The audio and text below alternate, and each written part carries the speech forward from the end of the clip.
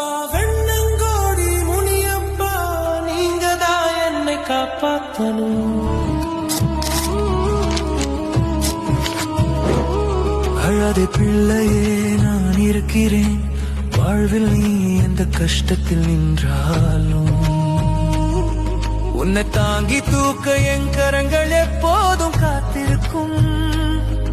உன் வாழ்வில் வழிகாட்ட நான் இருக்கிறேன். இருளில் விழுந்தாலும் நடக்க முடியாத நாள் வந்தாலும் உன் முதுகெலும்பாய் நான் இருப்பேன். நீ நிமிர்வா